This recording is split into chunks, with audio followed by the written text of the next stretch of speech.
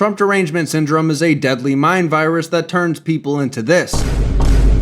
This is part 3 of the victims of Trump Derangement Syndrome, and today we're starting with a mild case, Bill Burr. Bill Burr calls himself apolitical, but his behavior tells a different story. Like, for example, in June of 2025 when he called white people racist for wanting to end DEI policies. That whole DEI, what the now I can't get a job. It's like, dude, if DEI affects you as a white person, you are on the lowest, you are the first, like, you are the most expendable white. That's all you have to be to beat out that shit.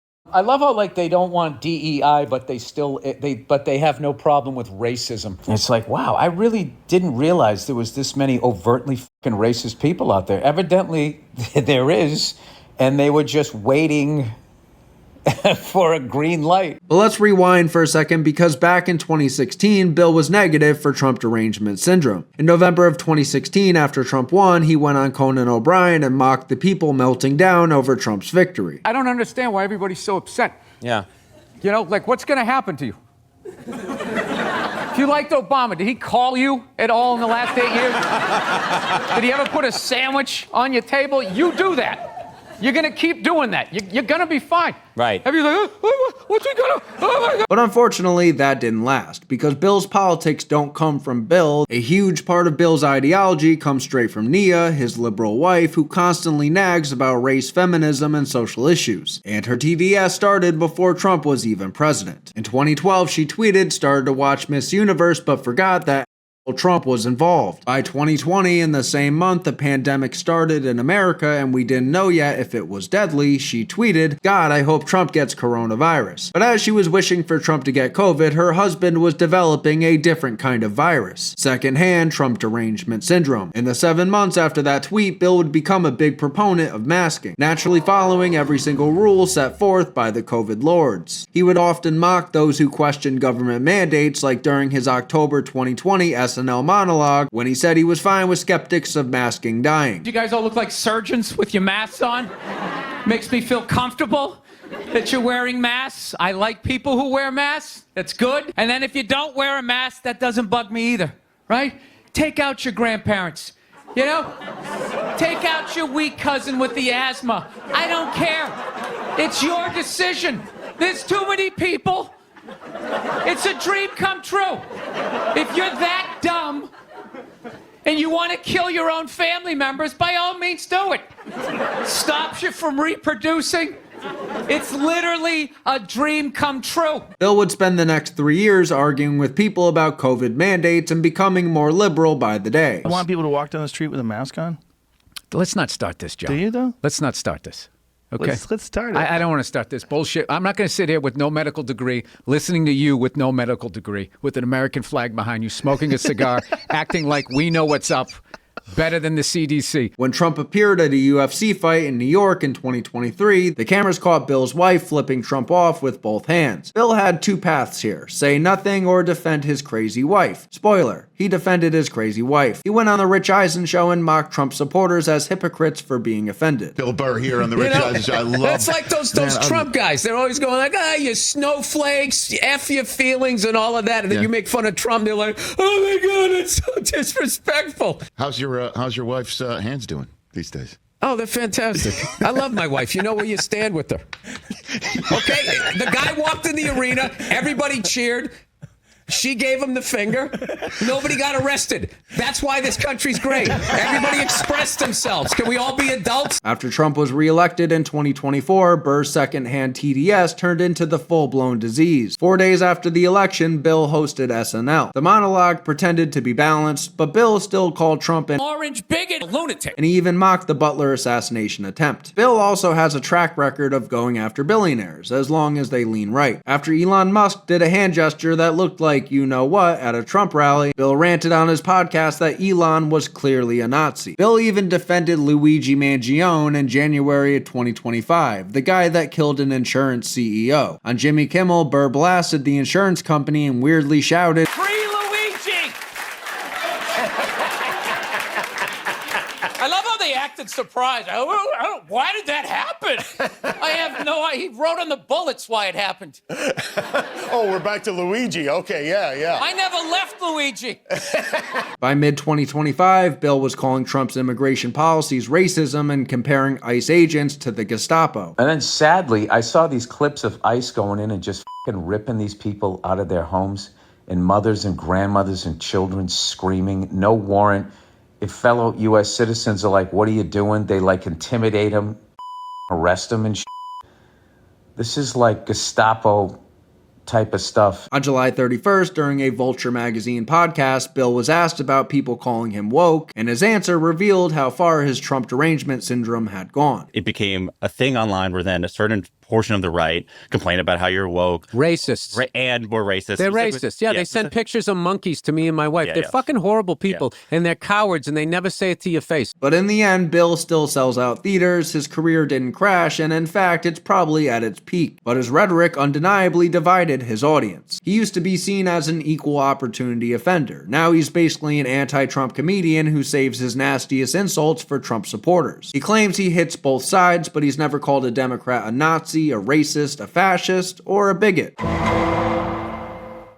Stephen King is a 78-year-old horror novelist, author of It and The Shining, with over 350 million books sold. He's been a Democrat since the 70s, but the rise of Donald Trump made Stephen grow ill with derangement and would start lashing out like never before. From 2015 onward, Trump was his primary focus on Twitter. In August 2015, he suggested a Trump campaign slogan: "If you're white, you're alright. Any other hue, I don't trust you." In 2016, he tweeted, "My newest horror story, once upon a time there was a man named Donald Trump, and he ran for president. Some people wanted him to win." He was treating Trump like one of his horror monsters. In 2017, Trump blocked Stephen King on Twitter after months of almost daily insults. Stephen celebrated being blocked, saying, "Trump has blocked me from reading his tweets. I may have to kill himself." Then he pettily claimed he would block Trump from seeing any of his movies. "No clowns for you, Donald. Go float yourself," referencing the evil clown from It. Through the next year, Stephen's Trump derangement syndrome would only worsen. In a 2018 appearance on Stephen Colbert, he continued complaining that Trump blocked him on Twitter. "The last time I was here, I had a president who had just given me a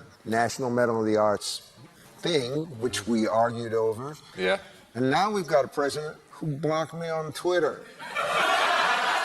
Except the court says he can't block anybody. So my question is, do I really want to follow that guy? I don't think so. Oh, I do think so, because after a year, he was still talking about being blocked by Trump. Now let's go forward a few years to when Stephen's TDS was really ramping up. In 2022, Stephen told the press that Trump was a dreadful president and a terrible person, calling him a criminal and a sociopath who attempted to undermine American democracy. As the 2024 election neared, Stephen's warnings grew dire. In October 2024, he tweeted that Trump was past his sell-by date and urged people don't vote for an old man who won't release his medical records. He also wrote, "Not sure how you can vote for a man who has turned into a blithering idiot," which is hilarious because this was his guy at the time. I would like to greet President Biden and to say to President Biden, can you hear me, President Biden? This is a historical moment for Brazil and for the U.S. President Biden, can you hear me? You can? Yes, good. And now I want to hand it over to the president of Ukraine, who has as much courage as he has determination. Ladies and gentlemen, President Putin. President Putin. Two of the great artists of our time representing the groundbreaking legacy of hip-hop in America, LL Cool J. But I tell you what, I don't know about you, but I'm going to go to bed. When Trump won the 2024 election, Stephen had a meltdown. He announced he was quitting Twitter entirely, complaining that the platform's environment had become too toxic. Translation: Trump and his supporters were unbanned. Stephen would find exile in threads where he would spread his derangement throughout the platform. But that didn't last long. By February 2025, Stephen King couldn't resist the larger audience of Twitter, now called X, and he came crawling back. "I'm back. Did you miss me? Just wanted to say that Trump is a traitorous, Putin-loving dipshit. Goes double for Elon." It was clear Stephen returned just to spew more hatred. Throughout the spring and summer of 2025, Stephen kept pumping out doom and gloom about Trump. In 2025, he compared Trump's ICE agents to the Gestapo, just like Bill Burr did. Seems to be a common running theme in Trump derangement syndrome. By August 2025, he insisted Trump and his allies are reshaping America into a fascist regime. In September of that year, Stephen's TDS reached a new low. When Charlie Kirk was assassinated by a left-wing extremist loser, instead of showing sympathy, King tweeted he advocated stoning gays to death. Just saying. In a half-ass apology, but actually just doubling down, Stephen tweeted, "I apologize for saying Charlie Kirk advocated stoning gays. What he actually demonstrated was how some people cherry-pick biblical passages." Stephen's obsession with Trump would cause him to start believing parody accounts. In late October 2025, he tweeted out a quote bashing Trump that he thought was real, but it was completely fake from a satire account. When a fact check pointed out this mistake, King doubled down. He replied, "If he invites either WS team to the White House, I'll be the most surprised libtard in history." In the process of trying to change minds about Trump, Stephen managed to dent his own reputation. He turned from a master storyteller to something of an online crank, trapped in a never-ending horror story of his own making. Mark Hamill, the guy who played Luke Skywalker in Star Wars, has become a case study in Trump Derangement Syndrome. When Trump took office, Hamill began performing Trump's tweets in the voice of the Joker, one of Hamill's famous roles as a voice actor. He would read Trump's words with maniacal Joker laughter and post the clips online. Happy New Year to all, including to my many enemies, and those who have fought me and lost so badly. They just don't know what to do. Love. Hamill even coined a crude Star Wars catchphrase for Trump fans. May the Force be with you. Unless you're MAGA, then you can go force yourself. Hamill's entire Twitter feed turned into anti-Trump content. He constantly blasted Trump and anyone associated with him. In 2020, Hamill starred in a Biden campaign ad calling Trump Easily the worst president ever. He even appeared at the 2024 Democratic Convention declaring, "In the movies, I fought against make-believe evil. But we're at a time in our history where we're fighting against real evil, so I beg you, please, don't go to the orange side." By Trump's re-election campaign, Hamill's anger was off the charts. In July 2024, after a failed assassination attempt left Trump with an injured ear, Hamill mocked Trump's bandaged ear on Twitter. He posted a photo and snarked, "First appearance of ludicrously oversized bandage, apparently not needed prior to tonight." People were taken aback that Hamill would even mock a wound from an assassination attempt. One fan wrote, "It's depressing to see Luke Skywalker's actor filled with so much hate." Hamill didn't hold back anywhere. He even dragged his late friend Carrie Fisher into it, tweeting that one of the last conversations he had with her was about who hated the orange atrocity more. Many thought that using Carrie's memory to bash Trump was in poor taste. When Trump actually won in November 2024, Hamill had a complete meltdown. He tweeted, "They say we get the leaders we deserve. Either that has just been disproven or this is not the America we all thought we were living in." Like a lot of other TDS victims, he even wanted to flee the country. Hamill said he asked his wife if they should move to Ireland or England to escape Trump's America. Unfortunately, she talked him out of pulling a Rosie. By late 2024, Hamill was starting to look unwell over this obsession. He went on California Governor Gavin Newsom's podcast and came across as unhinged. Viewers saw Hamill's hands trembling and his speech slurring as he ranted about Trump. I never, to your question, I never became active until wanting to make sure that, first of all, I was devastated. I want to get rid of the Electoral College because Hillary beat him by 3 million votes, just a shy under 3 million. And Gore beat W by 500,000, and it's making me crazy because I started reading about the Electoral College. And, oh my God, this is a remnants of slave days when they were trying to, proportion the amount of votes with, how many slaves you owned, and it was awful. Hamill's obsession carried into 2025. On another podcast, he admitted he's ashamed that America voted for Trump twice. I always thought there are more decent Americans, honest Americans, than there are others. Yeah. And now you don't know. I proved I was wrong. I'm in the minority in my own country. Essentially, he had lost faith in half the country because of Trump. All of Hamill's tweets, voices, and insults didn't stop Trump at all. Trump won in 2024 despite Hamill's crusade. The only person Hamill hurt was himself. He pretty much tarnished his own legacy and alienated a lot of his fans by letting his hatred of Trump consume him. In the Star Wars saga, Luke Skywalker resisted the dark side. In real life, Mark Hamill got consumed by it.